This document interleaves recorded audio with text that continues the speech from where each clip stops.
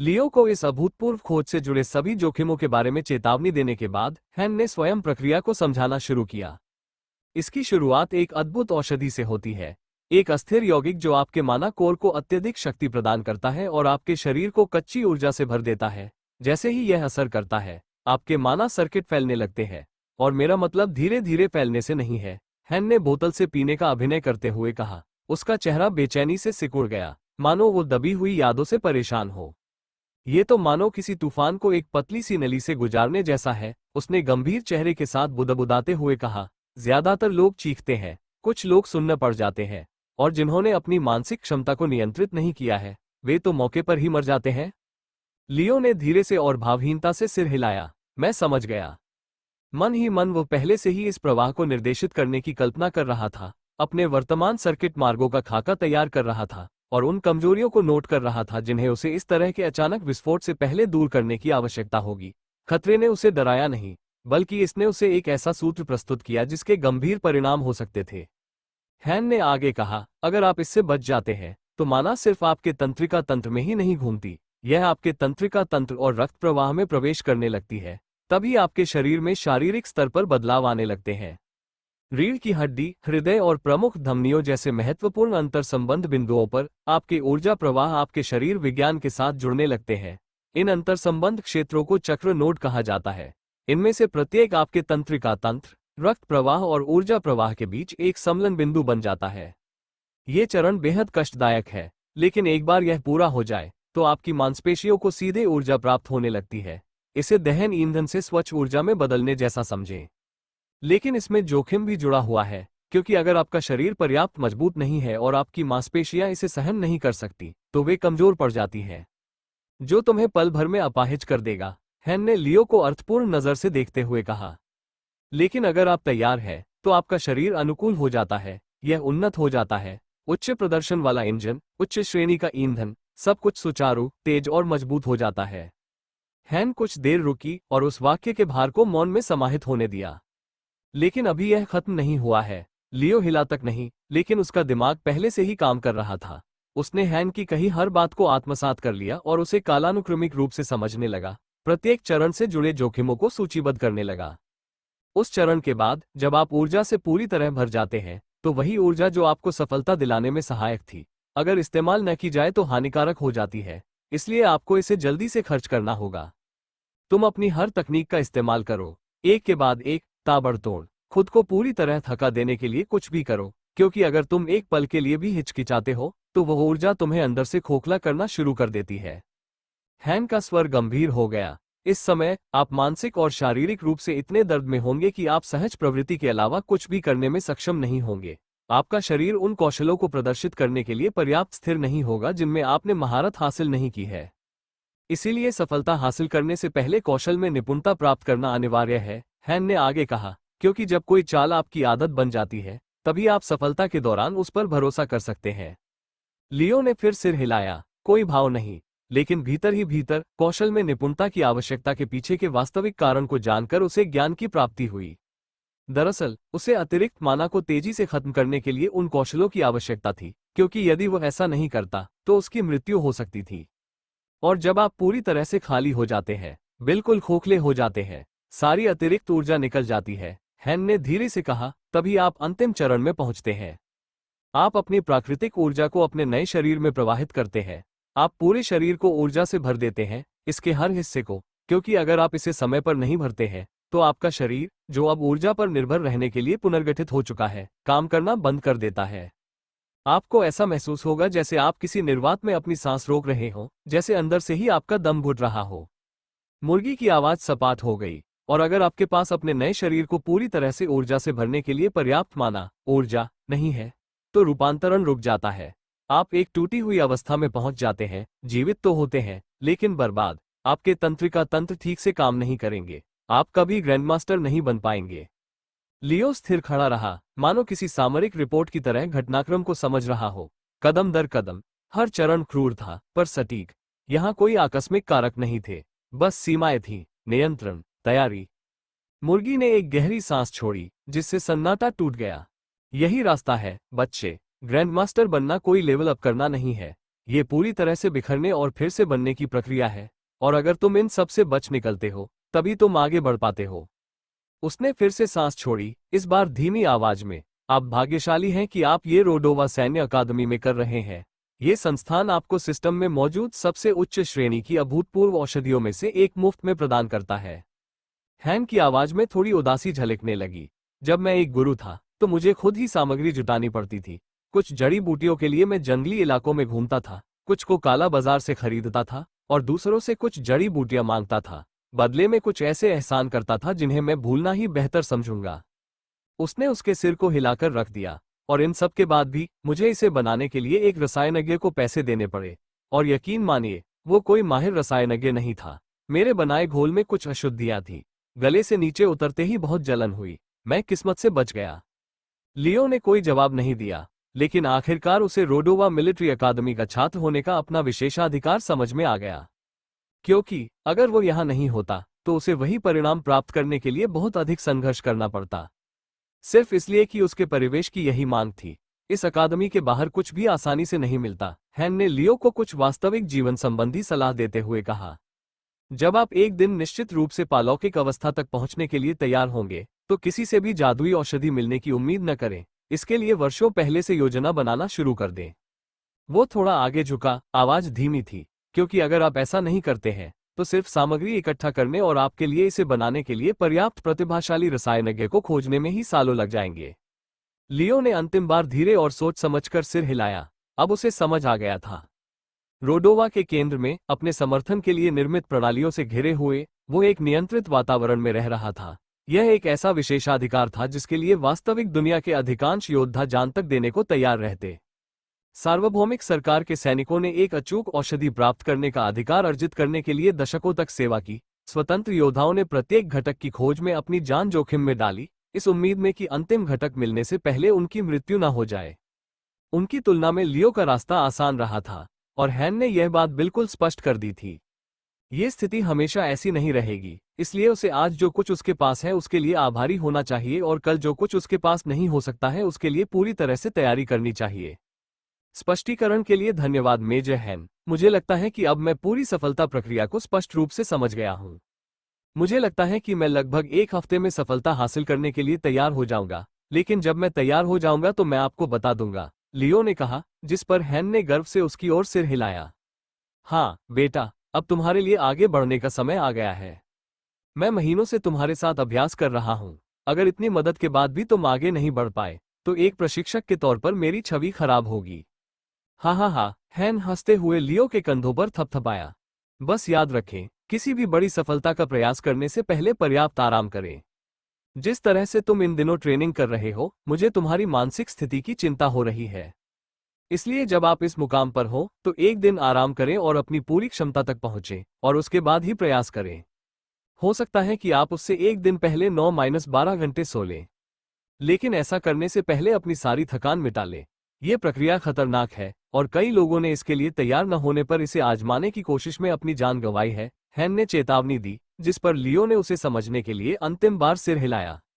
चिंता मत करो मेजर, मैं आपकी सलाह का ध्यान रखूंगा, लियो ने जाने से पहले कहा।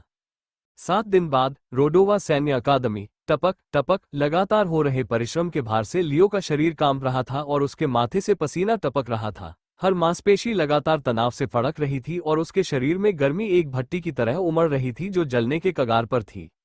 बस थोड़ा और, उसने खुद से कहा, और पैरेलल प्रोसेसिंग को सक्रिय कर दिया क्योंकि उसका दिमाग कई स्तरों पर विभाजित हो गया। अपने प्रतिद्वंद्वी के चाल पैटर्न की गणना करना, अपनी सांस को नियंत्रित करना, वायु प्रवाह का विश्लेषण करना और मशीन जैसी सटीकता के साथ अपनी स्थिति बनाए रखना। ट्वैप उसे अपनी भौंहों से एक बूंद फिसलती हुई महसूस हुई। वो उसके हर मिलीमीटर के गिरने को वास्तविक समय में देख रहा था, ठीक उसी क्षण को महसूस कर रहा था जब वो उसकी ठुड्डी से अलग होकर गिरने लगी। निरपेक्ष दृष्टि ने उसे हवा में ही पकड़ लिया, उसके चाप को फर्श तक ट्रैक करते हुए मानो गुरुत्वाकर्षण भी उसकी अनुभूति के लिए धीमा हो गया हो। लेकिन लियो का ध्यान पसीने पर नहीं था, बल्कि उसके सामने बैठे व्यक्ति पर था। अकादमी के तीरंदाजी प्रशिक्षक मेजर दास एक अनुभवी शिकारी की तरह फुर्ती से आगे बढ़े और धनुष की डोरी को झटके से छोड़ते हुए एक और तीर छोड़ा, जो लियो के गाल के पास से सीटी बजाता हुआ निकला और उसकी त्वचा से कुछ इंच की दूरी पर हवा को चीरता हुआ आगे बढ़ा। लियो की निगाहें नहीं हटी क्योंकि उसने पहले ही हमले का अनुमान लगा लिया था। उसकी नजरें मेजे के टखनों के हल्के से कसने और जांघों की मांसपेशियों के नियंत्रित रूप से मुड़ने पर टिकी थी, जो स्पष्ट संकेत थे कि वो दूरी बनाने के लिए पीछे की ओर छलांग लगाने वाला था। नहीं, तुम बचकर नहीं जा पाओगे। जैसे ही उसके विचार उसकी सहज प्रवृत्ति से मेल खाने लगे, लियो ने मिरर वर्ल्ड को सक्रिय कर दिया और प्रकाश की एक झिलमिलाहट और विकृति के साथ मेजे के पीछे दो एक जैसे क्लोन प्रकट कर दिए। क्लोन तुरंत आगे बढ़े और ठीक उसी जगह पर एक भौतिक दीवार बना ली जहां दास उतरने वाला था। इस प्रकार लियो ने उसे वो जगह देने से इनकार कर दिया जो वह चाहता था। बीच में ही रुक जाने पर मेजर को सहज प्रवृत्ति के आधार पर मुड़ने के लिए मजबूर होना पड़ा और उसने दोहरे वार में क्लोनों को मार गिराया, जिससे संपर्क से चिंगारियां निकली। इस पैतरेबाजी में कीमती सेकंड बर्बाद हो गए। बस यही है, यही मेरा अवसर है। एक पल भी संकोच किए बिना लियो ने थाउजेंड फैंटम स्लैश को सक्रिय कर दिया, क्योंकि माना उसके अंगों में प्रवाहित होने लगा और उसका रूप गति में धुंधला हो गया। उसकी गति सामान्य धारणा से परे हो गई क्योंकि उसका शरीर बदलती हुई परछाइयों की एक लहर बन गया। वो शल्य चिकित्सा की सटीकता से झपटा, उसकी तलवार हवा में एक भ्रामक लय के साथ लहरा रही थी। हर वार कई परतों वाले भ्रमों के पीछे छिपा हुआ था। हर कदम अगले कदम में समाहित होता जा रहा था। उसके वार एक दूसरे पर इस तरह चढ़ते और मुड़ते जा रहे थे मानो स्टील और छायाओं का एक घूमता हुआ तूफान हो, जो न केवल प्रहार करने के लिए बल्कि पराजित करने के लिए बनाया गया था। शिन शिन आंगन में लोहे की टक्कर और तेज हवा की गूंज गूंज रही थी, और लियो एक मशीन की तरह आगे बढ़ रहा था, सटीक, निरंतर और निर्मम। उसकी हरकतें एक सटीक नियम का पालन कर रही थीं, जिसे अनगिनत बार अभ्यास करके निखारा गया था। मेजर दास ने अपनी आंखें सिकोड़ ली और अधिक सतर्क मुद्रा में आ गए। दबाव में भी उनकी सांसें धीमी हो गईं। एक झटके में उसका धनुष अपने संक्षिप्त ब्लेड रूप में बदल गया, क्योंकि उसने एक के बाद एक कई हमलों को रोका, प्रत्येक वार को संतुलन बनाए रखने के लिए पर्याप्त बल से रोका। हमले के बावजूद दास शांत रहे। उनकी निगाहें भ्रमों के झुंड को चीरती हुई आगे बढ़ती रहीं और वे प्रतीक्षा करते रहे, किसी अवसर की नहीं, बल्कि असली लियो के प्रकट होने की। उसने बाईं ओर वार करने का लालच दिया और दाईं ओर एक क्षणिक हलचल देखी, ठीक समय पर घूमकर अपनी पसलियों पर लक्षित असली ब्लेड का सामना किया। तुम तेज हो, स्काईशेड, लेकिन उतनी तेज नहीं, दास ने बुदबुदाते हुए अपनी एड़ी जमीन पर पटकी। धड़ाम, तारांकन एक नियंत्रित शॉकवेव प्लेटफॉर्म से होकर गुजरी, जिससे हवा विकृत हो गई और एक पल के लिए भ्रम का क्षेत्र बिखर गया। बस इतना ही समय काफी था कि दास लियो की स्थिति पर पूरी तरह से ध्यान केंद्रित कर सके। अपनी एड़ी पर घूमते हुए मेजर ने अपनी तलवार के सपाट हिस्से से लियो के बगल में वार किया और फिर संघनित माना से बल प्राप्त करते हुए एक जोरदार लात मारी। ये प्रहार हथौड़े की तरह लगा। उनके आसपास की हवा बाहर की ओर फैल गई और लियो अपने पैरों से उछल पड़ा। वो पीछे की ओर गिर पड़ा। उसके जूते पत्थर पर रगड़ खा रहे थे और उसके नीचे चिंगारियां भड़क रही थीं। गति के कारण वो अखाड़े के फर्श पर इधर उधर भटकता रहा। उसका शरीर कई मीटर तक फिसलता रहा और अंत में मंच के किनारे के पास रुक गया, जहां वो एक घुटने के बल बैठ गया। वो इस सौदे में हार गया था, लेकिन निराशा के बजाय लियो हंसने लगा। ये धीमी आवाज से शुरू हुई, व्यायाम के कारण कर्कश और सूखी, लेकिन जल्दी ही कुछ गहरी, कुछ अनियंत्रित सी आवाज में बदल गई। उसके कंधे कांप रहे थे और उसके मुंह से हंसी फूट पड़ी, जो अन्यथा शांत आंगन में गूंज उठी, जिसका स्वर कच्चा और जंगली था।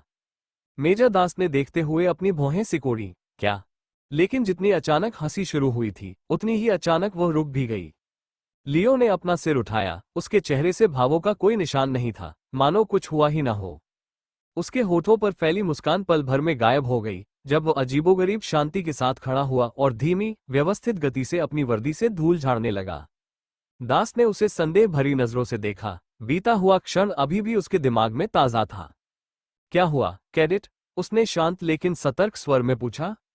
लियो ने अपनी मुद्रा को ठीक किया, अपनी तलवार के मूठ को एक बार छुआ और पूर्ण एकाग्रता के साथ ऊपर की ओर देखा। अब मुझे समझ आया, ऐसा महसूस होता है।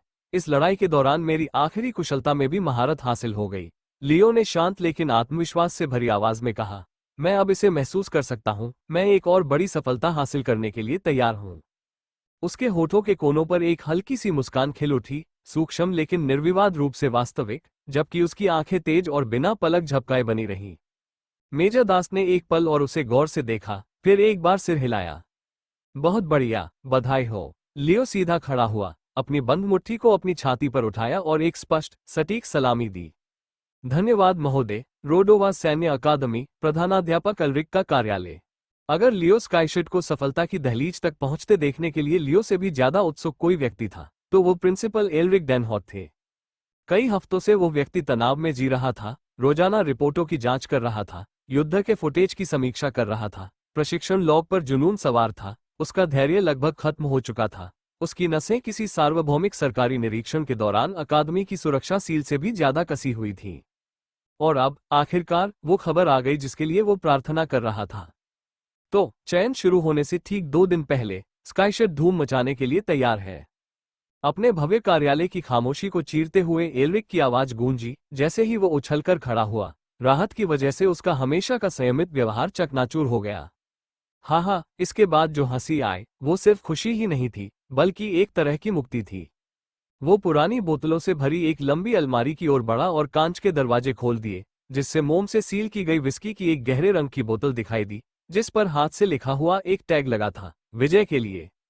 उसने पूरी श्रद्धा के साथ बोतल का ढक्कन खोला। कॉक के खुलने की आवाज कमरे में घंटी की तरह गूंज उठी। फिर उसने एक क्रिस्टल का गिलास उठाया और उसमें 2 करीने से कटे हुए बर्फ के टुकड़े डाले और अपने लिए एक उदार मात्रा में पेय डाला।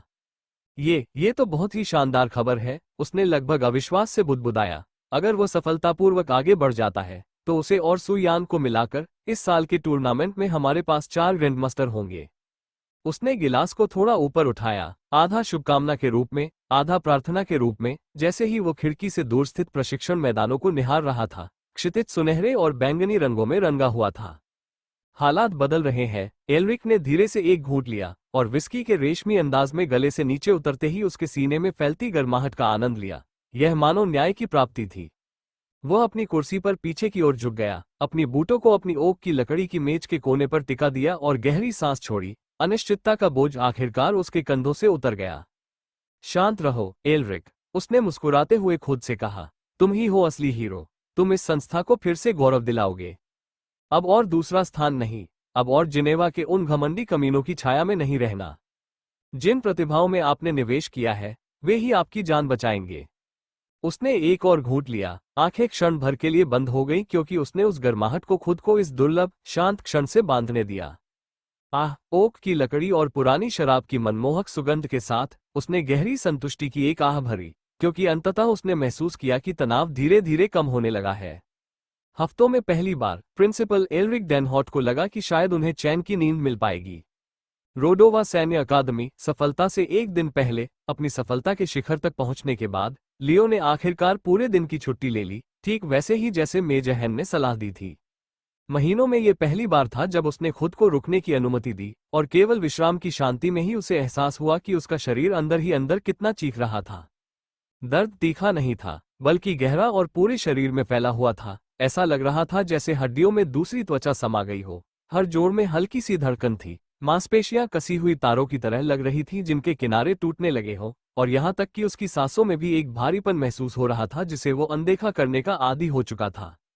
उस दिन लियो सो गया। प्रशिक्षण सत्रों के बीच वो जिन सतही झपकियों पर गुजारा कर रहा था, वैसी नहीं, बल्कि सच्ची निर्बाध नींद। 17 घंटों तक उसका शरीर स्थिर रहा, उसका मन शांत रहा, क्योंकि अथक परिश्रम से जमा हुआ तनाव धीरे धीरे कम होता गया।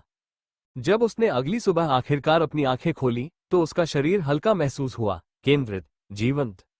वो खड़ा हुआ, कपड़े पहने और रोडोवा सैन्य अकादमी के प्रमोशन विंग की ओर चल पड़ा। उसका दिमाग तेज था और उसका व्यक्तित्व शांत था, जैसे तूफान से पहले की शांति। रोडोवा सैन्य अकादमी पदोन्नति कक्ष। प्रमोशन रूम बहुत विशाल था। इसकी संरचना पूरी तरह से प्रबलित ओब्सिडियन रंग के स्टील से बनी थी, जिसे जादुई विस्फोटों और उच्च दबाव वाले मानव विस्फोटों का सामना करने के लिए डिजाइन किया गया था। वो कक्ष बिल्कुल खाली था, न कोई प्रतीक चिन्ह, न कोई चिन्ह, न कोई उपकरण, बस खालीपन, मानो अराजकता को उसमें भरने के लिए आमंत्रित कर रहा हो। इसका निर्माण केवल एक ही उद्देश्य से किया गया था, ताकि एक योद्धा सुरक्षित रूप से आगे बढ़ सके। मेजर हैन प्रवेश द्वार के ठीक अंदर इंतजार कर रहे थे। उनके हाथ में बैंगनी नीले रंग के तरल पदार्थ से भरी एक चिकनी शीशी थी, ग्रैंडमास्टर ब्रेकथ्रू पोशन। उसके अंदर घूम रही माना शक्ति हल्की हल्की चमक रही थी, मानो वो प्रकाश संवेदनशील और रहस्यमय हो। उसने बिना किसी औपचारिकता के शीशी लियो को सौंप दी। उसकी निगाहें दृढ़ थीं। एक बार जब चक्र नोड का निर्माण रुक जाता है, जब ऊर्जा आपके शरीर का निर्माण करना बंद कर दे और उसे उबालना शुरू कर दे, तो वही आपका संकेत है। आप इसे तुरंत जला देते हैं, बिना किसी झिझक के। आपके पास इसे पूरी तरह से जलाने के लिए लगभग 1.5-2 सेकंड का समय होगा। इससे पहले कि यह आपके शरीर को नुकसान पहुंचाना शुरू कर दे, और यदि आप 5 सेकंड से अधिक समय लेते हैं तो आपका भाग्य व्यर्थ हो जाएगा। इसलिए उस समय तुरंत कार्रवाई करना याद रखना, हैन ने चेतावनी दी और लियो ने बिना कुछ कहे सिर हिलाया, शीशी को कसकर पकड़े हुए। हैन ने बाहर निकलने से पहले उसे आखिरी बार देखा और भारी स्टील के दरवाजे को धीमी सी आवाज के साथ बंद कर दिया। हैन के चले जाने के बाद लियो कमरे के बीच में आ गया। उसकी सांसें धीमी और नियमित थीं। जैसे ही वो घुटनों के बल बैठा, उसने शीशी को अपने सामने रख दिया। उसने आखिरी पल के लिए शांति का अनुभव किया, एक गुरु के रूप में अंतिम सांस। फिर उसने शीशी का ढक्कन खोला और उसमें मौजूद तरल पदार्थ पी गया। वो औषधि गर्म थी, शुरू में अजीब तरह से चिकनी, लेकिन कुछ ही सेकंड में वो गर्माहट पिघली हुई सी हो गई। ऊर्जा का एक तीव्र प्रवाह उसके सीने से फूट पड़ा और उसके शरीर के हर कोने में फैलते हुए उसके माना कोर को प्रचंड शक्ति से भर दिया। दर्द लगभग तुरंत ही शुरू हो गया। ये तीव्र नहीं था, बल्कि विशाल था, दबाव की एक लहर जो उसके भीतर से बाहर की ओर फैल रही थी, मानो उसे अंदर से फुलाया जा रहा हो। जैसे ही माना ऊर्जा एक सनकरी नहर में बाढ़ की तरह फूटकर उसके सर्किट में प्रवेश कर गई, वह जगमगा उठी और हर गुजरते सेकंड के साथ उसे जबरदस्ती चौड़ा करती चली गई। लियो ने अपने जबड़े भींच लिए, उसका शरीर कांप रहा था और वह एक घुटने पर गिर पड़ा। उसके चारों ओर ऊर्जा की चिंगारियां बेतहाशा फैल रही थीं। उसकी दृष्टि धुंधली हो गई, उसकी मांसपेशियां तन गईं और वह अपने शरीर के परिपथों की दीवारों को एक साथ खींचते, फटते और ठीक होते हुए महसूस कर रहा था, विनाश और मरम्मत के एक पागलपन भरे चक्र में। सहन करो, निर्देशित करो, इसे नियंत्रित करो। वह महसूस कर सकता था कि उसका मन उसे निर्देशित कर रहा है, क्योंकि सम्राट की उदासीनता इस तर्कहीन पीड़ा के माध्यम से तर्कसंगतता बनाए रखने के लिए अथक प्रयास कर रही थी। दांत पीसते हुए लियो ने अपनी सारी ऊर्जा को अपने प्रवाह में केंद्रित किया, अपनी बाहों, पैरों, रीढ़ की हड्डी के माध्यम से माना को निर्देशित किया, क्योंकि औषधि से प्रेरित धारा उसके भीतर उग्र रूप से बहती रही। उसकी त्वचा लाल हो गई, उसके शरीर की नसें उभर आईं, क्योंकि माना से भरा रक्त उसके तंत्रिका तंत्र के साथ जुड़ने लगा था।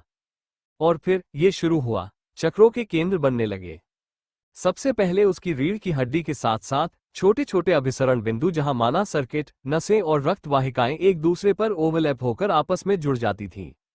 एक एक करके वे प्रज्वलित होने लगे, प्रत्येक आकृति एक छोटे सूर्य की तरह चमकती हुई अपनी जगह पर स्थिर हो गई। दर्द असहनीय था, लेकिन लियो के चेहरे पर कोई भाव नहीं बदला। उसका दिमाग हर बदलाव को अत्यंत स्पष्टता से समझ रहा था। हर नए नोट के साथ उसका शरीर बदलता गया, मांसपेशियां अधिक कसी हुई और सुगठित होती गईं, और उसके अंदर ऐसी ताकत का संचार हुआ जो उसने पहले कभी महसूस नहीं किया था। सब कुछ बहुत तेज महसूस हो रहा था।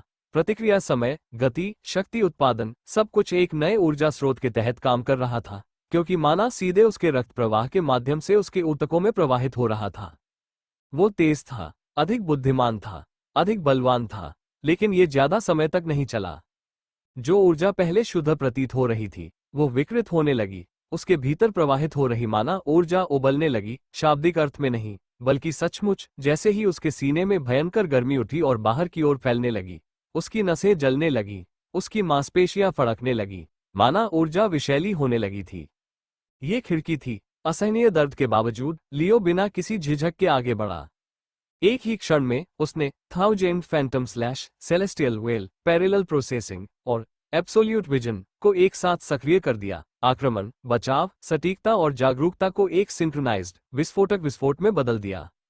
उसकी तलवार हवा में तेजी से लहराई, उसकी आकृतियां हर दिशा में फैलती गईं और उसके अंग गतिमान हो गए। दिव्य आवरण उसकी त्वचा पर झिलमिला रहा था, उसकी जलती हुई मांसपेशियों को हिलते रहने के लिए पर्याप्त समय तक सुरक्षा प्रदान कर रहा था। समानांतर प्रक्रिया ने उसके मस्तिष्क को अति कुशलता से विभाजित कर दिया, जिससे वह एक साथ मंत्र का प्रयोग और प्रहार कर सकता था। पूर्ण दृष्टि उसके चारों ओर गति के प्रत्येक कण को पूर्ण स्पष्टता से ट्रैक कर रही थी। एक दहाड़ के साथ उसने अपनी तलवार को प्रबलित दीवार में घुसा दिया, जिससे उसकी ताकत के बल पर स्टील का एक टुकड़ा टूटकर अलग हो गया, लेकिन इसके जवाब में मलबा अंदर की ओर ढह गया। वो जरा भी नहीं हिचका। फुल काउंटर एक पल बाद सक्रिय हो गया। उसका हाथ तेजी से ऊपर उठा और उसने हवा में ही आने वाले द्रव्यमान को पुनर्निर्देशित कर दिया, उसे दोगुनी ताकत से वापस लौटा दिया, जिससे वो प्रक्रिया में वाष्पीकृत हो गया और एक द्वितीय शॉकवेव उत्पन्न हो गई। ये सब कुछ, हर कौशल, शक्ति का हर प्रवाह आधे सेकंड के अंतराल में घटित हुआ। और फिर भी ये काफी नहीं था। उसके शरीर में अभी भी अवशिष्ट माना शक्ति का प्रवाह था। त्वचा लाल रंग से धड़क रही थी, फेफड़े आग की तरह जल रहे थे। तो उसने फिर से वही किया, एक बार, फिर 2 बार। हर बार वो और अधिक जोर लगाता, तेजी से कौशल विकसित करता, अपने भीतर की अस्थिर ऊर्जा के हर आखिरी अंश को जलाते हुए अपने परिवेश को अथक सटीकता के साथ भेदता चला जाता। और अंत में कुछ भी नहीं बचा था। कोई शक्ति नहीं, कोई सामर्थ्य नहीं, उसके अंगों में कोई वजन नहीं था। फिर भी उसने अपनी सभी क्षमताओं को एक के ऊपर एक इस्तेमाल करके 2 सेकंड के भीतर सब कुछ जलाकर राख कर दिया। वो हौंफते हुए एक घुटने पर गिर पड़ा, क्योंकि कमरे का सन्नाटा उस पर एक ढहते तारे की तरह हावी हो रहा था। उसका शरीर कांप उठा, खून ठंडा पड़ गया, त्वचा पीली पड़ गई, उसकी मांसपेशियां पूरी तरह सिकुड़ने से इनकार कर रही थी, उसकी हृदय गति धीमी हो गई, और एक ऐसी अनुभूति हुई जो उसने पहले कभी महसूस नहीं की थी। उसे ऐसा लग रहा था जैसे वह पानी से बाहर निकली मछली हो। सांस फूल रही थी, दम घुट रहा था, वह मर रहा था। और फिर उसने अपने भीतर झांका, अपने भीतर और अपने रक्त की कोशिकाओं में गहराई तक संचित प्राकृतिक माना को आह्वान करते हुए उसने इसे प्रसारित करना शुरू कर दिया। पहले धीरे धीरे उसकी चेतना उसके भीतर अभी भी झिलमिलाते जीवन के नाजुक धागे से बंधी हुई थी। जैसे ही उसने अपने नव विस्तारित परिपथों के माध्यम से शुद्ध स्थिर माना का मार्गदर्शन किया, अंतर तुरंत ही दिखाई देने लगा। जहां उस औषधि की ऊर्जा जंगल की आग की तरह फैल रही थी, वहीं उसकी अपनी ऊर्जा ठंडे पानी की तरह बह रही थी, शांत करने वाली, सामंजस्य स्थापित करने वाली और परिपूर्ण करने वाली। सांस फूल गई, लियो ने गहरी सांस ली, उसके फेफड़े फैल गए और उसके शरीर में जीवन की लहरें वापस आने लगी। उसकी दृष्टि स्थिर हो गई, उसकी हृदय गति सामान्य हो गई, और उसका शरीर एक नए कानून के तहत पुनर्जन्म लेकर एक बार फिर जीवित हो उठा। उसने कर दिखाया। वो बिना किसी दुर्घटना के सफलतापूर्वक ग्रैंडमास्टर बन गए थे, क्योंकि कक्ष के द्वार खुल गए और चिकित्सा कर्मचारियों की एक टीम उनके चारों ओर दौड़ पड़ी। रोडोवा सैन्य अकादमी, प्रधानाध्यापक अल्रिक का कार्यालय। विर टैप टैप। उस विशाल कक्ष में वायु प्रणाली की धीमी गूंज ही एकमात्र ध्वनि थी, जो कभी कभार कांच पर स्टाइल्स की हल्की थपथपाहट से टूट जाती थी। प्रिंसिपल एल्रिक डेनहॉट अपनी पॉलिश की हुई डेस्क पर पैर मोड़कर बैठे थे, उनकी निगाहें अपने सामने रखी एक चमकती हुई डेटा स्लेट पर टिकी हुई थीं। लियो स्काईशिट के बायोमेट्रिक विवरण का एक लाइव विश्लेषण स्क्रीन पर तेजी से प्रदर्शित हुआ, क्योंकि एल्रिक ने स्तर पदोन्नति के बाद उसके शरीर में हुए सुधारों का अध्ययन किया। प्रोटोकॉल के अनुसार लियो को उसकी सफलता के बाद शारीरिक मूल्यांकन कक्ष में ले जाया गया, जहां मशीनों ने उसके शरीर की एक नई रीडिंग ली, जिससे एल्रिक को लियो के पिछले स्वरूप की तुलना वर्तमान स्वरूप से करने के लिए एक बिल्कुल नया डेटा सेट प्राप्त हुआ। मांसपेशियों की तन्यता शक्ति जोड़ 273%, विस्फोटक बल उत्पादन जोड़ 292%, पुनर्प्राप्ति गति कोशिकीय पुनर्जनन जोड़ 315%, स्टेमिना रिकवरी दर जोड़ 244%, टेंडन की मजबूती जोड़ 267%, जोड़ों की लचीलापन जोड़ 228%, न्यूरोमस्कुलर रिफ्लेक्स स्पीड जोड़ 358%। उसके होठों के कोने पर एक हल्की सी मुस्कान फैल गई और उसने लंबी, धीमी और गहरी सांस छोड़ी।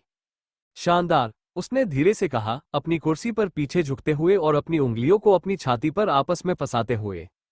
अगर कोई एक क्षेत्र था जिसमें लियो अपने स्तर में पदोन्नति से पहले अपने साथियों से स्पष्ट रूप से पीछे था, तो वह थी शारीरिक शक्ति।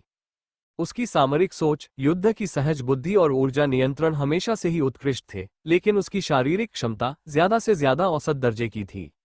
लेकिन अब ऐसा नहीं है। एल्रिक ने स्क्रीन पर एक बटन दबाया, जिससे लियो के 6 महीने पहले और अब के आंकड़ों का तुलनात्मक बार ग्राफ सामने आ गया। ये परिवर्तन आश्चर्यजनक था। हर श्रेणी में विकास दर 200-400% के बीच रही, जबकि कई क्षेत्रों ने 350% की सीमा को भी पार कर लिया था, विशेष रूप से वे क्षेत्र जो गति, रफ्तार और न्यूरोमस्कुलर सटीकता से जुड़े हैं। लियो की मौजूदा बुनियादी ताकत अब अकादमी के अतीत के कुलीन ग्रैंडमास्टर योद्धाओं की श्रेणी में आती है, और सुई यांग से बस एक पायदान नीचे है, जिसे पिछले 100 वर्षों में रोडोवा में शामिल होने वाले सबसे मजबूत शारीरिक लड़ाकू के रूप में लंबे समय से सराहा जाता रहा है। लेकिन लियो को अब सुई यांग की देहकौशल का मुकाबला करने की जरूरत नहीं थी, क्योंकि जहां यांग के पास शारीरिक बल था, वहीं लियो के पास गति थी। जहां यांग पत्थर को भी मुक्का मारकर तोड़ सकता था, वहीं लियो मुक्का लगने से पहले ही अपने प्रतिद्वंद्वी के पीछे प्रकट हो सकता था। उसने अपनी कमजोरी को पाट दिया है और अपनी खूबियों को और बढ़ा दिया है, एल्रिक ने प्रशंसा भरे स्वर में फुसफुसाते हुए कहा। कितना भयानक परिणाम है, एक अद्भुत उपलब्धि। उसने डेटा स्लेट को नीचे रख दिया और कुछ पल रुककर गहरी सांस ली। कई हफ्तों का दबाव, इस पल के लिए सांस रोके रखने का सिलसिला आखिरकार संतुष्टि में तब्दील हो गया। लड़का कामयाब हो गया था।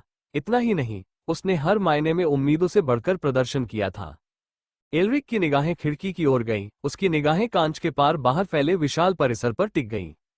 आंगन के बाहर वो प्रशिक्षकों को इधर उधर घूमते हुए, कैडेटों को अभ्यास करते हुए और अकादमी परिसर में उम्मीद की एक स्पष्ट ऊर्जा को बढ़ते हुए देख सकता था। सर्किट टीम का चयन 2 दिन बाद, वो पहले से ही इसकी कल्पना कर सकता था। वे बेवकूफ जिन्होंने मुझ पर शक किया, उसने हंसते हुए कहा। अपनी कुर्सी से उठकर उसने अपना कोट ठीक किया। वे मूर्ख जिन्होंने कहा था कि 2 प्रतिभाओं को निखारने में इतने संसाधन लगाना बेवकूफी है, उन्हें जरा भी अंदाजा नहीं है कि आगे क्या होने वाला है, एल्रिक ने मन ही मन हंसते हुए कहा। स्काईशर्ड, यांग, ये दोनों कल युद्ध के मैदान में अपने से एक स्तर नीचे के वरिष्ठ छात्रों के खिलाफ उतरेंगे।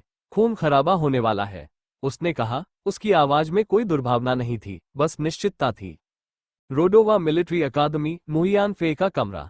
उसने कर दिखाया। लियो ने बिना किसी रुकावट के सफलता हासिल कर ली। मुयान फे ने संचार क्रिस्टल के माध्यम से यह जानकारी दी, और इसके बाद जो सन्नाटा छाया रहा वो कोई आश्चर्य की बात नहीं थी। यह उम्मीद के मुताबिक ही था। कुछ ही पल बीते थे कि क्रिस्टल से एक आवाज गूंजी, धीमी, मर्दाना और इतनी ठंडी जैसे शांत पानी में डूबा हुआ पत्थर हो। जैसा कि उसे करना चाहिए। बुजुर्ग के लहजे में प्रशंसा का कोई भाव नहीं था, केवल अपरिहार्यता का भाव था। मुझे उम्मीद है कि आप अभी भी उस पर कड़ी नजर रख रहे हैं, आवाज जारी रही। अब पहले से कहीं ज्यादा, हमें उसकी विकास दर को समझना जरूरी है। उसकी उम्र में ग्रैंडमास्टर बनना दुर्लभ है, लेकिन अभूतपूर्व नहीं। फे ने एक बार सिर हिलाया। मैंने उसकी प्रगति का विस्तृत रिकॉर्ड रखा है। अभी तक उसके व्यवहार में कोई बदलाव नहीं आया है। अच्छा, ये बदल सकता है। ताकत याददाश्त को जगाती है, और उसके लिए याददाश्त खतरनाक है। जैसे ही बुजुर्ग व्यक्ति का स्वर तीखा हुआ, हवा में हल्की सी सरसराहट सुनाई दी। अगर हम उसे उसके परिवार की यादें देने से पहले ही वो उन्हें जगा देता है, तो इससे लियो हम पर अविश्वास करने लग सकता है, क्योंकि उसे अधूरी तस्वीर का सामना करना पड़ सकता है। इसके बजाय, आइए उसकी यादों को एक प्रलोभन के रूप में इस्तेमाल करें और उसे सर्किट में अच्छा प्रदर्शन करने के लिए प्रेरित करें। लड़के को बता दो कि अगर वो प्रतियोगिताओं में अच्छा प्रदर्शन करता है और ब्लैक सरपेंट्स गिल्ड में शामिल होने के लिए चुना जाता है, तो उसे उसके परिवार की यादें वापस दे दी जाएंगी, बड़े ने निर्देश दिया, और फे ने आश्चर्य से अपनी आंखें चौड़ी कर लीं। लियो के परिवार का उस पंथ पर सबसे अधिक प्रभाव बना रहा, और उसका परिवार ही एकमात्र कारण था जिसके चलते लियो ने इतने कठिन मिशन को स्वीकार करने पर सहमति जताई। यदि लियो को किसी तरह से दुष्ट पंथ द्वारा उसकी यादें लौटाए जाने से पहले के अपने पारिवारिक जीवन के कुछ अंश याद आ जाते हैं, तो इससे उसके व्यवहार में भारी बदलाव आ सकता है, क्योंकि उसे जो याद आता है, उसके आधार पर दुष्ट पंथ के बारे में उसकी धारणा में नाटकीय रूप से बदलाव आ सकता है। ऐसी परिस्थितियों में उचित समय पर उसकी यादें वापस लौटाने का वादा करना ही उसे बेचैन होने से रोकने का सबसे अच्छा उपाय था। इसीलिए फे ने बड़ों के सुझाव से पूरी तरह सहमति जताई। ठीक है, जैसा आपने सुझाव दिया है वैसा ही किया जाएगा, फे ने पुष्टि की, और तभी अचानक कनेक्शन कट गया। अब जब लियो ग्रैंडमास्टर बन चुका था, तो उसकी गुमनामी भरी जिंदगी का अंत नजदीक आ रहा था, क्योंकि एक बार जब वो सर्किट की चकाचौंध में कदम रखेगा, तो बहुत जल्द ब्रह्मांड की हर प्रमुख शक्ति को लियो स्काईशर्ड नामक एक उभरती हुई नई प्रतिभा के बारे में पता चल जाएगा। इस तरह की गहन जांच के तहत लियो की सफलता या असफलता न केवल उसके अपने भविष्य को, बल्कि पूरे दुष्ट पंथ के भविष्य को भी निर्धारित करेगी। हालांकि आज बड़े ने वे शब्द नहीं कहे। मुयान फे पहले से ही उनके वाक्यों के बीच में फुसफुसाते हुए उन्हें सुन सकती थी। अगला ड्रैगन, मुयान फे को ये बात पता थी। लियो में अगला ड्रैगन बनने की क्षमता थी, और आज से वो उस लक्ष्य को प्राप्त करने के लिए तेजी से आगे बढ़ रहा था। XXXX खंड 1 समाप्त। XXXX